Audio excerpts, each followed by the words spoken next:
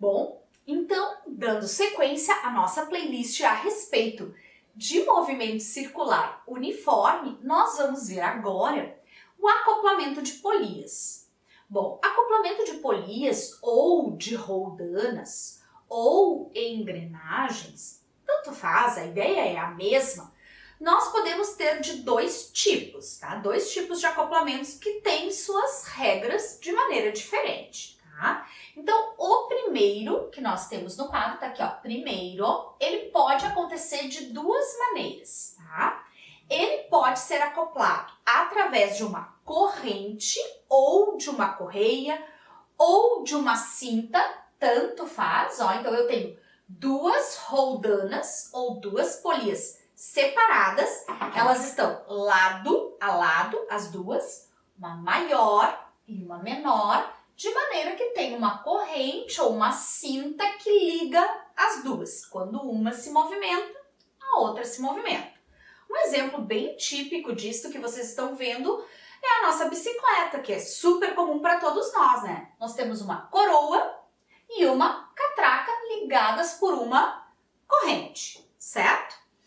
Mas esta ou esta, elas vão seguir a mesma regra. Tá, mas o que está acontecendo aqui? Aqui eles chamam de acoplamento por engrenagem. O que está acontecendo? Eu tenho duas polias lado a lado, normalmente elas são dentadas e elas se encaixam um dentinho no outro, e aí quando uma gira, a outra gira também. Então, assim ou assim, a regra é a mesma. Nós já vamos discutir a regra. Mas cuidem no sentido do movimento. Neste caso, aqui, ó, vamos dizer que eu tenho um ponto aqui e esse ponto vai se movimentar para lá. Se esse ponto se movimenta para lá, quer dizer que a cinta gira neste sentido, então ela tem que girar aqui. O que vai fazer com que esta polia gire neste sentido para acompanhar o movimento e esta polia gire neste sentido para poder acompanhar o movimento. Então, no acoplamento de polias por corrente, cinta ou correia, elas giram no mesmo sentido. Já no acoplamento por engrenagem, o que vai acontecer? Se essa polia, imaginem, né? Ela desce, ela gira para cá, né? Se ela gira para cá, ela vai empurrar para baixo. Então, para acompanhar o movimento, a outra polia precisa girar no sentido contrário. Então, a única coisa que muda de um desenho para o outro é o sentido do movimento destas polias. Mas a regra é a mesma. Tá, e qual é a regra? A regra diz que a velocidade linear da polia A, ela tem que ser igual à velocidade linear da polia B. Mas por que isso? Por que a velocidade é igual? Gente, a velocidade é igual porque no instante em que este ponto, por exemplo, se desloca para lá 10 centímetros, um outro ponto qualquer na parte de cima, quando esta polia anda 10 centímetros, esta aqui ao mesmo tempo também vai ter que andar os mesmos 10 centímetros. O que faz com que qualquer ponto na periferia da polia ande com a mesma velocidade. Então, é uma característica própria deste tipo de acoplamento, quando as polias estão lado a lado, separadas, no caso, ligadas ou por uma corrente ou por engrenagem, que elas tenham a mesma velocidade linear. A partir desta comparação, usando as fórmulas que nós já aprendemos lá na nossa aula de número 2, aparecem essas deduções. Lembrem-se que a velocidade linear, ela pode ser a velocidade angular vezes o raio. Então, a comparação entre elas continua válida. Da mesma maneira, a frequência. E o que eu quero que vocês cuidem? Sabendo dessa regra, acontece muito, é muito comum aparecer dentro do movimento circular questões teóricas a respeito do nosso conteúdo. Eles adoram acoplamento de polias, em questões de Enem, principalmente, tá? Eles gostam muito de questões teóricas, então a gente tem que saber a respeito desses desenhos, do sentido de movimento e dessa comparação. E das funções que eles pedem, a mais utilizada é essa daqui. Agora, qual é a nossa ideia? Nós vamos fazer um exemplo a respeito disso, para ilustrar. Depois eu vou limpar o quadro para a gente ver o segundo caso. Então, nós estamos falando do primeiro caso. No nosso primeiro caso, então, exemplo diz assim. Vou trocar de caneta. Se trabalharmos com polias acopladas por correia, então eu estou falando desse tipo de desenho aqui, correia, de raios. Então, eu vou anotar. Raio 30 centímetros e raio 15 centímetros, respectivamente. Então, eu tenho uma primeira polia e uma segunda polia. Pergunta é, quantas rotações por minuto conseguiríamos obter na polia B? Tá, mas quem é a A e quem é a B? Eu não sei. Segue a questão dizendo. Se a polia A, que é a maior, então aqui é a polia A, aqui é a polia B. Se a polia A, que é a maior, fizer 1000 rotações por minuto, lembrem-se, RPM, rotações por minuto. Se a polia maior fizer 1000 rotações por minuto, a polia B, que é a nossa polia menor, fará quantas rotações? Gente, primeira coisa, como é uma comparação entre duas, eu posso deixar as duas em centímetros e posso deixar as duas em rotações por minuto. Lembrando que centímetro não é a unidade do Sistema Internacional e rotações por minuto também não. Mas a questão nos deu as informações assim e pediu em rotações por minuto, então eu posso deixar. O que eu quero que vocês cuidem nessa questão? Eu tenho uma polia maior, de raio 30 centímetros, e ela gira 1000 rotações a cada 1 minuto. A polia menor tem um raio de 15 centímetros. Ela é exatamente a metade dessa daqui. O raio dela é a metade do raio da outra.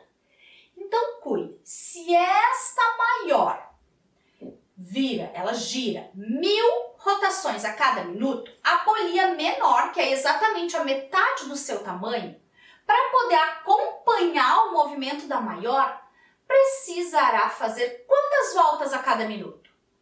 Guarda, quanto menor a polia, mais rotações ela precisa fazer para acompanhar o movimento. Como o tamanho da polia menor é a metade, o raio dela é exatamente a metade, ela terá que fazer o dobro de voltas. Precisaria fazer cálculo? Não, não precisaria, eu poderia fazer de cabeça.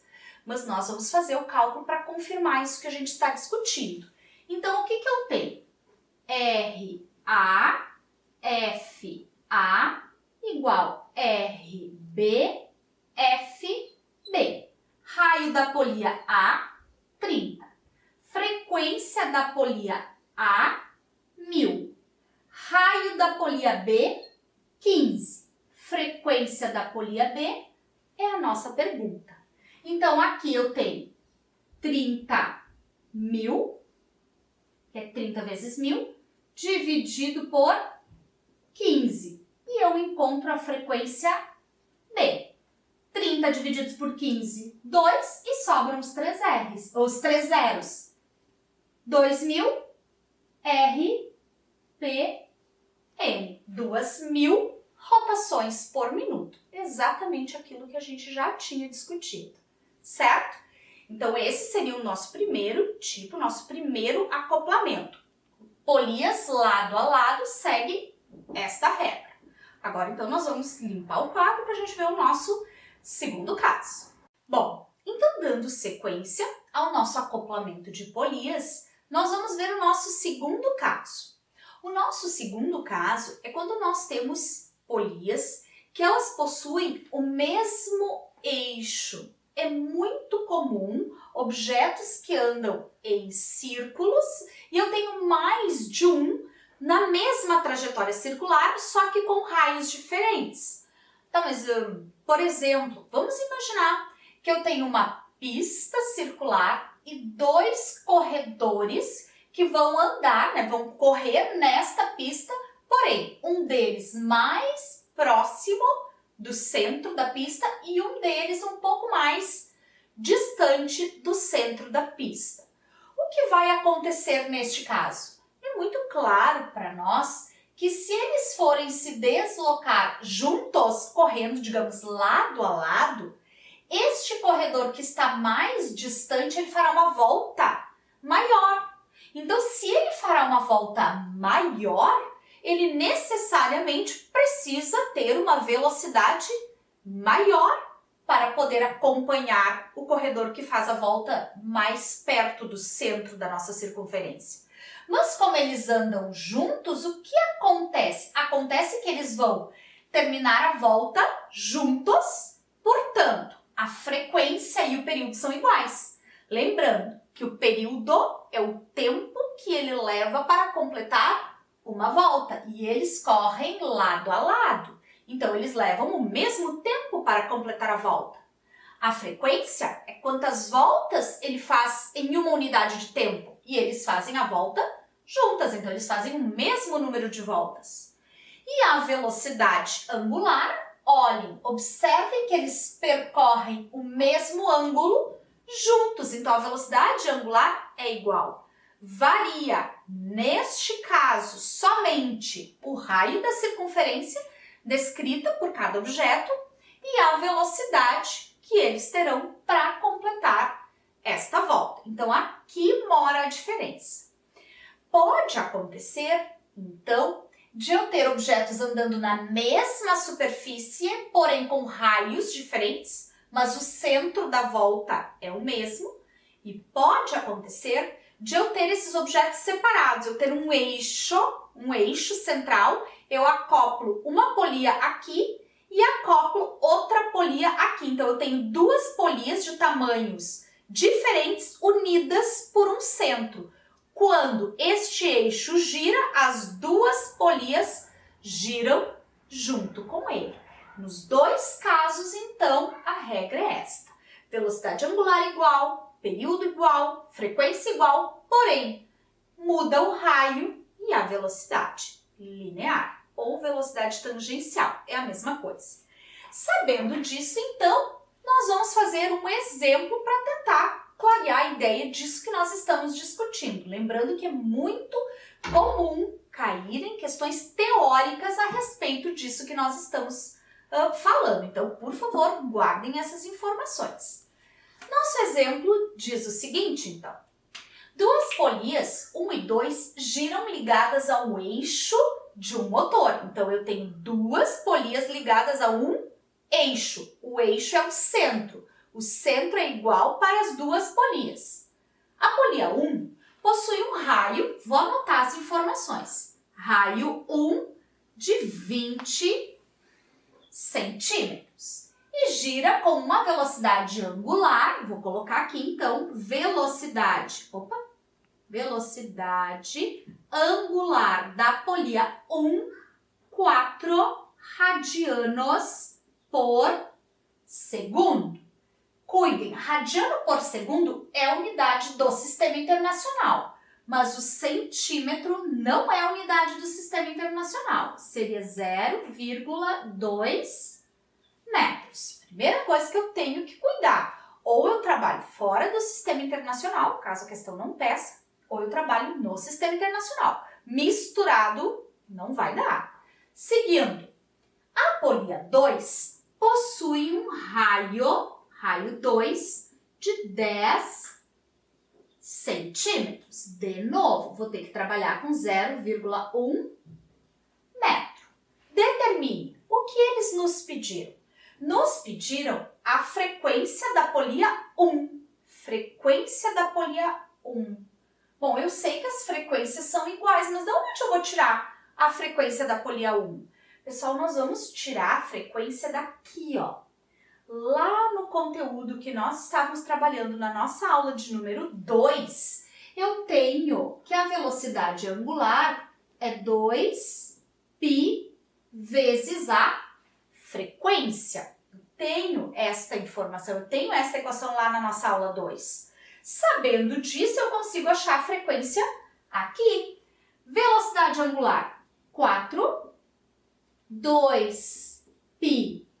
E agora, para achar a frequência 1, que eu estou procurando, usei a velocidade angular, vou passar o 2π dividindo. Se eu passar o 2π dividindo, eu vou ter 4 divididos por 2π como sendo a frequência 1 aqui. Então, se eu simplificar, a frequência 1 é igual a 4 simplifico, vai ficar 2π radianos por segundo não, rotações por segundo. Rotações por segundo a gente diz hertz. Então, 2π hertz no sistema internacional. Lembrando que essa informação, então, era a frequência da polia 1. Porém, a frequência da polia 1 é igual à frequência da polia 2. Então, este valor está valendo também para a polia 2. Outra coisa que eu preciso cuidar. Se a velocidade angular da polia 1 é 4 radianos por segundo, a velocidade angular da polia 2 também é 4 radianos por segundo. São informações que valem para as duas. Velocidade angular e frequência, tanto para a polia 1 quanto para a polia 2. Letra B, pede a velocidade linear da polia 2. Eu quero a velocidade linear da polia 2. Eu tenho o raio dela, tenho o raio da B, mas eu não tenho a velocidade linear da polia B. Tá, mas e agora? Como é que eu faço isso? Eu posso fazer o cálculo utilizando também informações que eu já tenho lá na minha aula 2. Por exemplo, eu quero a velocidade linear e eu sei que a velocidade linear pode ser calculada como 2πrf.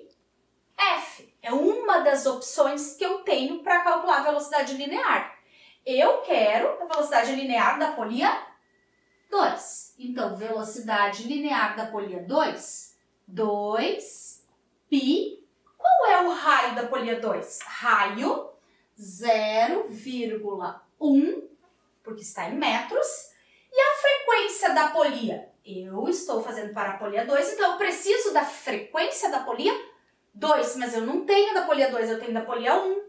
Mas a regra para este tipo de acoplamento, quando eles possuem o mesmo eixo, é que a frequência é igual para as duas. Então, este valor eu posso utilizar aqui, 2 sobre π.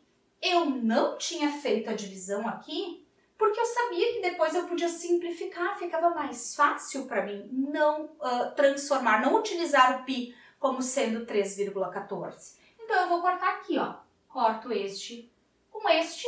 E a velocidade linear da polia 2, 2 vezes 2, 4, vezes 0,1, 0,4 metros por segundo. Metros por segundo, porque nós trabalhamos com as informações todas no sistema internacional. Então, este seria um exemplo para ilustrar o acoplamento quando o centro é igual para os dois movimentos. No caso aqui, para as duas polias. As duas polias tinham o mesmo centro, que era o mesmo eixo, certo? Então, nosso segundo tipo de acoplamento feito. Até a próxima, pessoal!